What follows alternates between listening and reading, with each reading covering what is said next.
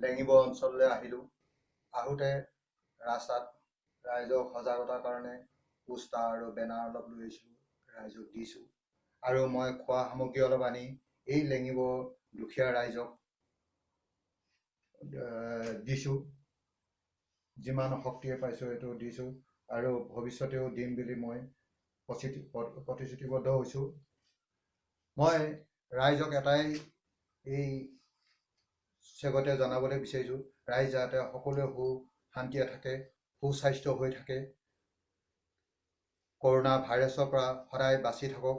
আপোনালোকৰ জীৱনলৈ যাতে এনেকুৱা বেয়া বেমাৰ এটা নাহে, তাৰে প্ৰতি মোৰ আপোনালোকৰ সকলোকে মোৰ